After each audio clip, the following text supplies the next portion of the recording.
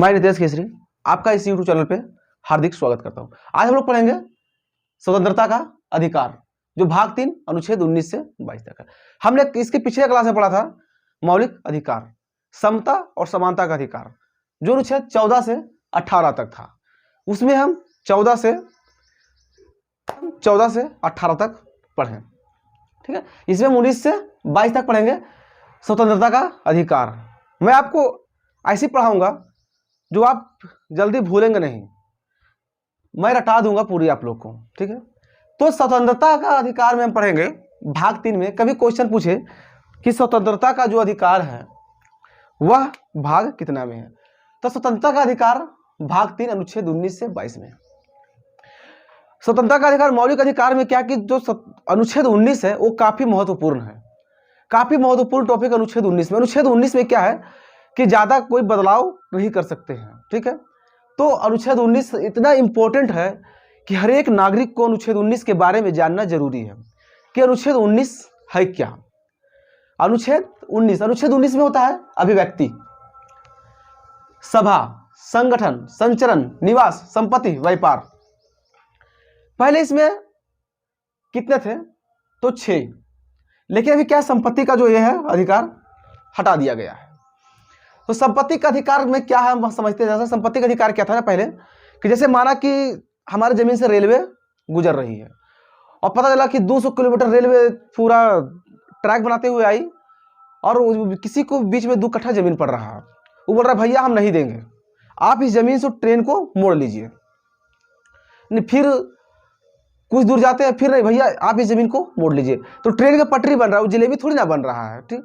तो संपत्ति का अधिकार को हटा दिया गया था, ठीक है, कि संपत्ति का अधिकार का हो गया है। संपत्ति का अधिकार का मतलब है कि देखिए आप संपत्ति का मालिक रहेंगे, ठीक है, लेकिन पब्लिक आपसे संपत्ति नहीं छीन सकती है, ठीक है। पब्लिक आपसे संपत्ति नहीं छीन सकती है। संपत्ति सरकार को अगर जरूरत पड़ेगा तो छीन सकती है। सरकार को माना कि अगर रेलवे ट्रैक गुजर रहा है, हमारा जमीन वहां पे पड़ रहा है, तो सरकार संपत्ति को छीन सकती है। उसके बदले आपको मुआवजा सरकार देकर आपकी संपत्ति को छीन सकती है कि इधर से आप ट्रेन हमारा पार होगी। तो यह चीज सरकारी संपत्ति कर दी गई है, ठीक ना। तो अनुच्छेद 19 से 22, अनुच्छेद 19 में क्या है अभिव्यक्ति। अभिव्यक्ति में क्या है कि अभिव्यक्ति में हमें बोलने का अधिकार है, ठीक है। क्या है अभिव्यक्ति में हमें बोलने का अधिकार है, ठीक है। देखिए बोलने का अधिकार, ठीक है। अनुच्छेद 19 का ए में है, ठीक है। बोलने का अधिकार हमें कितना है तो अनुच्छेद 19 का ए में हमें बोलने का अधिकार है। जैसे प्रेस की स्वतंत्रता, प्रेस की स्वतंत्रता भी 19 का ए में ही आएगा। कभी क्वेश्चन पूछ दे कि प्रेस की स्वतंत्रता अनुच्छेद 19 का कौन सा सेक्शन में है, तो अनुच्छेद 19 का ए में है। कितना में है अनुच्छेद 19 का ए में है हमें बोलने की स्वतंत्रता। प्रेस की स्वतंत्रता अनुच्छेद 19 के ए में है। फिर अनुच्छेद 19 का बी में सभा। सभा क्या होता है पता है ना। सभा होता है कि हम बिना हथियार के शांतिपूर्ण कहीं सभा कर सकते हैं। शांतिपूर्ण अगर सभा हम कहें तो जैसे सरकार कोई कार्य कर रहे हैं, हम उसके खिलाफ धारणा में बैठे, ठीक है, तो हम धारणा में बैठने का हमारा हक है, तो शांतिपूर्वक सभा हम कर सकते हैं, है ना। शांतिपूर्वक सभा क्या कर सकते हैं हम, शांतिपूर्वक बैठ कर धारणा कर सकते हैं, सभा कर सकते हैं बिना हथियार का, ठीक है। हम बिना हथियार का, यह अनुच्छेद बी में है, ठीक है। 19 का अनुच्छेद बी में, कब तो अनुच्छेद 19 का बी में है। उसके बाद क्या है संगठन। अनुच्छेद 19 का सी में है संगठन। हम संगठन बना सकते हैं, ठीक है। संगठन हम बना सकते हैं अपना, जैसे कोई संगठन होता है तो अपना संगठन हम बना सकते हैं, एकत्रित कर सकते हैं, ठीक है। आखिर देखिए सभा करने के लिए हमें तो संगठन बनाना पड़ेगा, जब सभा हम करेंगे तो संगठन बनेगा हमारा, ठीक है। उसके बाद आता है संचरण। संचरण क्या है पता है। संचरण जो है हमारा, जैसे होता है कि हम देश में कहीं भी घूम सकते हैं, जैसे झारखंड, बिहार, उत्तर प्रदेश, महाराष्ट्र, दिल्ली, मुंबई, कोई बंगाल, मतलब कोई भी स्टेट हो, मध्य प्रदेश, देश में हमारे जितने भी स्टेट हैं मैं सभी स्टेट में घूम सकता हूं। यह अनुच्छेद 19 के 4 में है, 19 का 4 में कि हम कहीं भी घूम सकता हूं, हमें कोई नहीं रोक सकता है। ठीक है, हम झारखंड से बिहार जा सकते हैं, बिहार से उत्तर प्रदेश, उत्तर प्रदेश से मध्य प्रदेश, महाराष्ट्र, गुजरात, पंजाब, दिल्ली, पश्चिम बंगाल, कहीं भी जा सकते हैं, हमें कोई नहीं रोक सकता है। यह अनुच्छेद 19 का डी में है, हमारा अधिकार है कि हम कोई भी देश में भ्रमण कर सकते हैं। फिर क्या है 5 में 19 का ई में निवास, हम देश का कोई भी कोना में निवास कर सकते हैं। जैसे माना कि मैं यहां से दिल्ली गया तो दिल्ली में निवास कर सकता हूं, कर सकते हैं, दिल्ली में निवास क्यों नहीं कर सकते, हम कर सकते हैं। तो हमारा हम अपना स्टेट से दूसरे स्टेट में जाते हैं तो हम वहां हम निवास कर सकते हैं। अनुच्छेद कितना में है, कभी क्वेश्चन पूछे तो क्या अनुच्छेद 19 में, तो 19 का ई में है कि हम कहीं भी कोई भी स्टेट अगर चले जाएं तो हम निवास कर सकते हैं, कहीं बस सकते हैं। निवास का मतलब है कि बसना। ठीक है, बसना का मतलब क्या होता है कि देखिए, बसना का मतलब होता है कि माना कि हम यहां से दिल्ली, मुंबई कहीं भी गए और हम वहां पे जमीन ले लिए और जमीन लेकर बस गए, और जब जमीन लेकर बस जाते हैं वहां पे तो भाई हमें तो व्यापार चाहिए, जीने खाने के लिए कुछ तो चाहिए ना हमें, तो हम देखिए यहाँ पे व्यापार कर सकते हैं। साथ में अनुच्छेद जी में, अनुच्छेद 19 का जी में है कि हम व्यापार कर सकते हैं। ठीक है, व्यापार हम देखिए शुरू से क्या है कि 19 का ए में है, ठीक, अभिव्यक्ति, भाई हमें बोलने का अधिकार है। बी में हम सभा कर सकते हैं। अनुच्छेद संगठन, अनुच्छेद 19 के सी में क्या संगठन, सी में क्या करते हैं, हम संगठन बना सकते हैं। 4 में अनुच्छेद डी में कि हम देश में कहीं भी घूम सकते हैं। 5 में कि निवास कर सकते हैं, हम कहीं भी बस सकते हैं, देश में कोई भी कोना में हम बस सकते हैं अपने देश भारत में। और उसके बाद क्या है, संपत्ति का अधिकार तो हटा दिया गया, लेकिन अनुच्छेद फिर 7 में अनुच्छेद क्या, अनुच्छेद 19 का जी में, अनुच्छेद 19 का जी में हम व्यापार कर सकते हैं। जैसे हम कहीं गए हैं और हम कहीं बस गए हैं तो ऑटो चला सकते हैं, हम ट्यूशन पढ़ा सकते हैं, दुकान खोल सकते हैं, मतलब किसी भी तरह जीने का राह हम उत्पन्न कर सकते हैं। यह हमारा पूर्ण अधिकार है। क्या है, पूर्ण अधिकार है। तो स्वतंत्रता का अधिकार में नहीं है। आप अगर वीडियो पूरा नहीं देखे हैं तो आप पिछला वीडियो मौलिक अधिकार जाके देख सकते हैं, उसमें समता एवं समानता का अधिकार हम पढ़ा दिए हैं अनुच्छेद 14 से 18 तक। ठीक है, और स्वतंत्रता का अधिकार हम पढ़ा रहे हैं अनुच्छेद 19 से 22 तक। ठीक है, तो आप वहां जाकर देख सकते हैं। अनुच्छेद अभी 19 है, फिर अनुच्छेद 20, अनुच्छेद 21 और अनुच्छेद 22, अभी हम सभी पढ़ाएंगे अनुच्छेद 22 तक। तो आप अनुच्छेद 19 का समझ गए, कभी भी क्या अनुच्छेद स्वतंत्रता का अधिकार भाग 3 अनुच्छेद 19 से 22 में है। ठीक है ना, और समता और समानता का अधिकार अनुच्छेद 14 से 18 में है। ठीक है, तो जान लीजिए, बोलने का अधिकार, स्वतंत्रता का अधिकार अनुच्छेद 19 का ए में, बी में सभा करने का अधिकार, सी में संगठन बनाने का अधिकार, डी में संचरण मतलब पूरे देश में कहीं भी आवागमन करने का अधिकार, ई में निवास करने का अधिकार, बसने का अधिकार, जमीन लेकर बसने का अधिकार।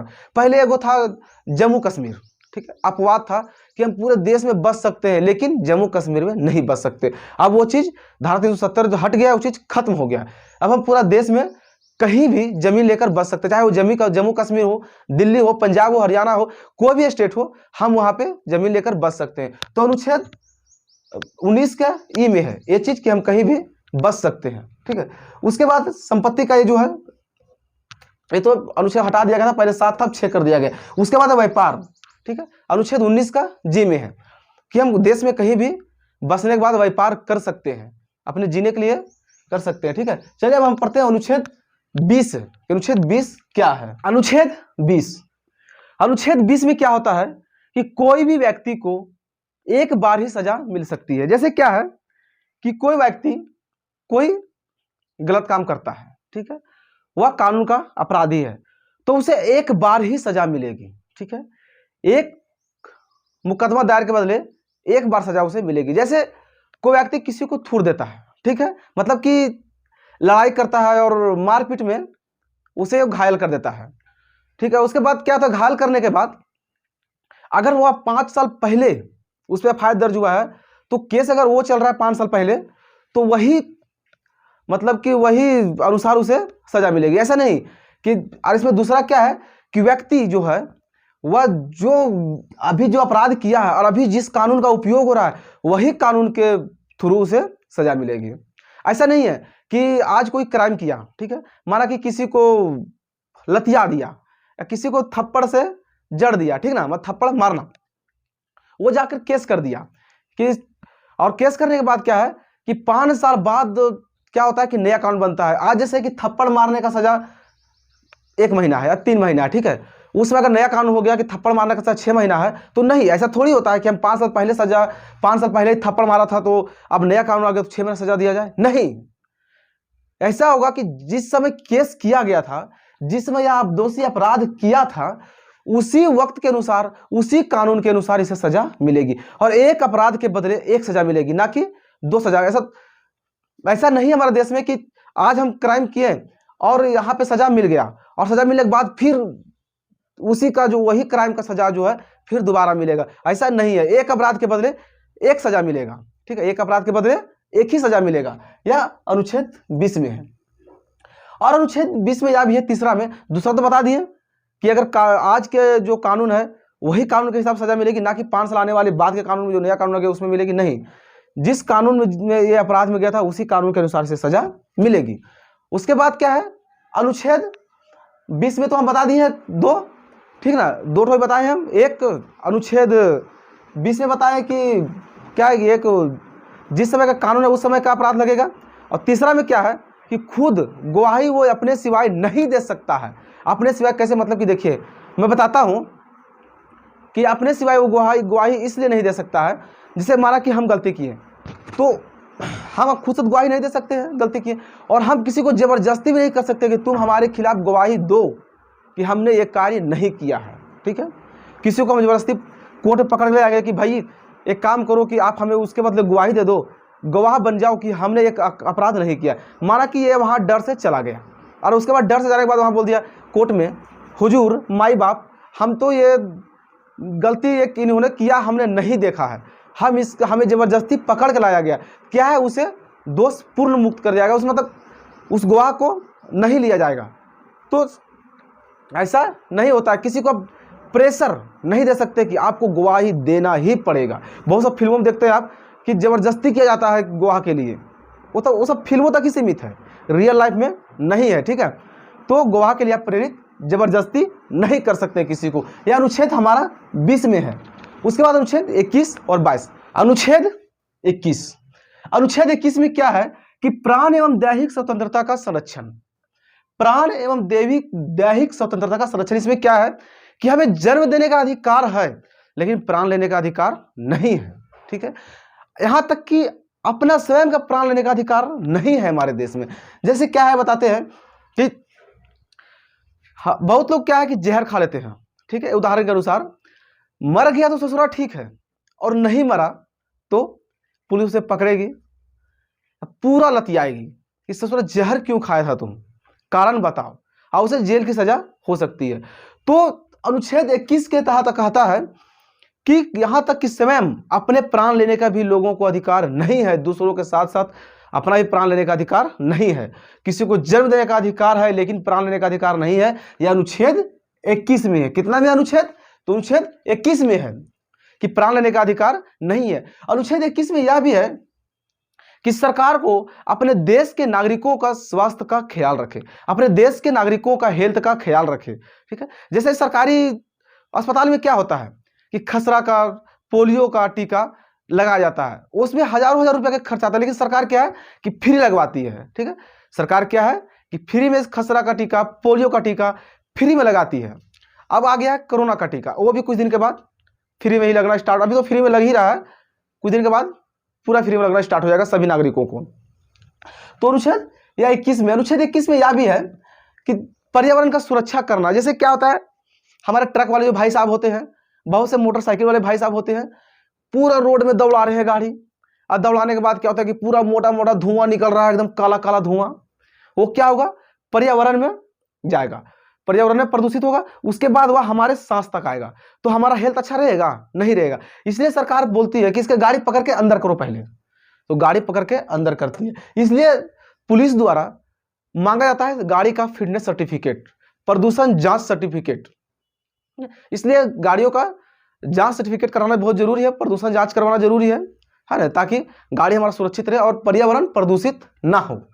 तो अनुच्छेद 21 में है पर्यावरण को प्रदूषित को सरकार को रोकना, सरकार के नागरिकों को हेल्थ का केयर करना। जैसे आपने हमारे देश में जितने भी नागरिक, हम जिस देश में भारत में रहते हैं, तो सरकार का यह कर्तव्य है कि इस देश के नागरिक का हेल्थ का ख्याल रखना।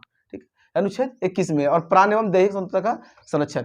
फिर अनुच्छेद 21 का काम में क्या है?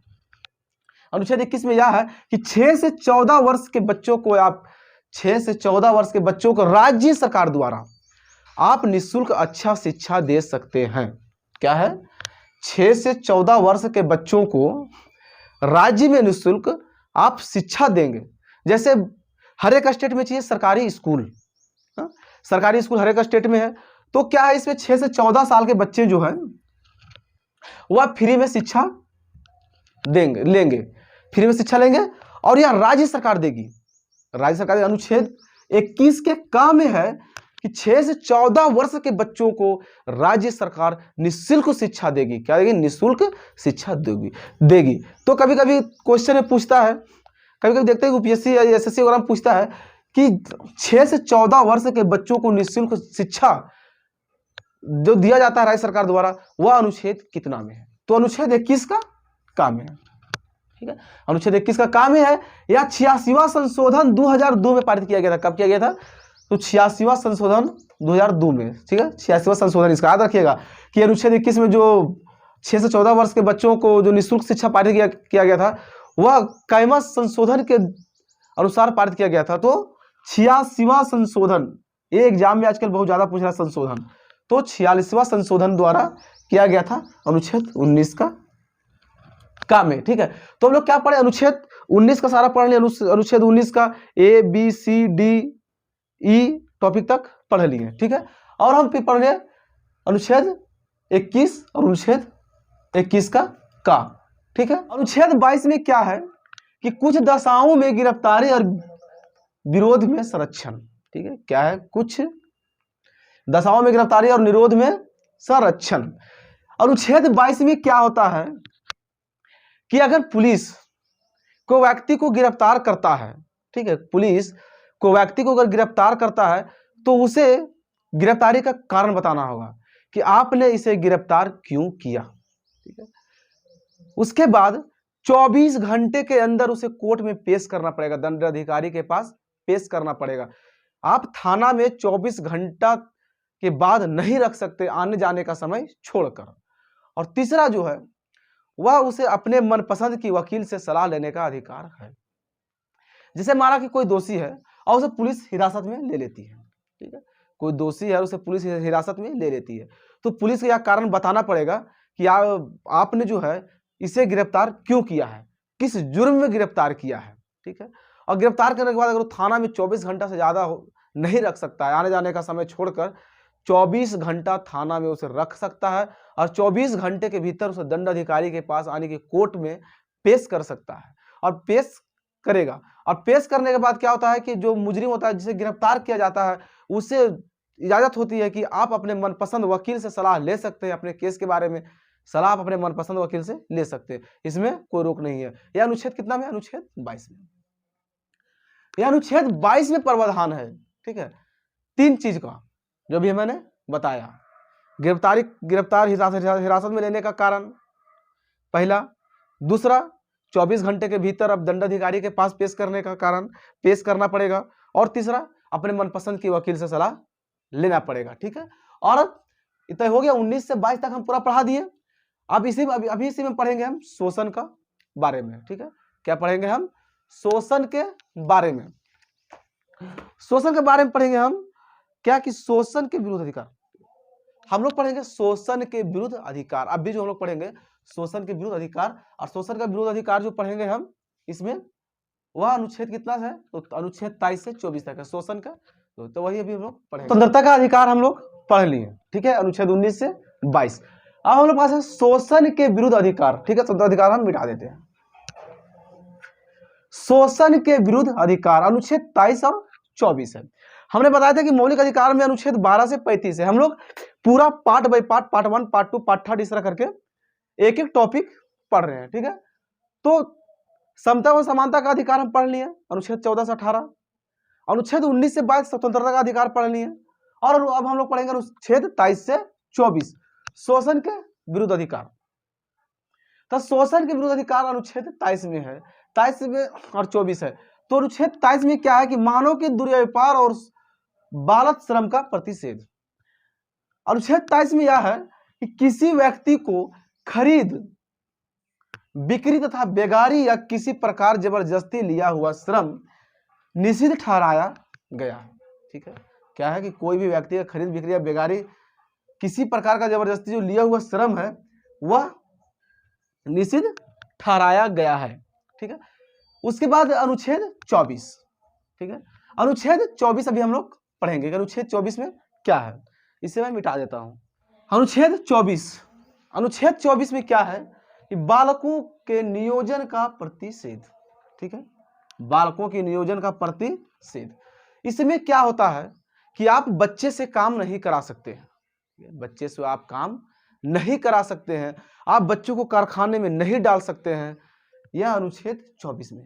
तो शोषण के विरुद्ध हमारा 2 हुआ, 23 और 24। ठीक है, तो अनुच्छेद 24 में ही दिया गया है कि बालकों के नियोजन का प्रतिषेध। आप बालकों को, अपने बच्चे को कम उम्र में कारखाना या किसी अन्य काम पे नहीं डाल सकते हैं। तो हम लोग मौलिक अधिकार या पार्ट 2 पढ़े हम लोग स्वतंत्रता का अधिकार।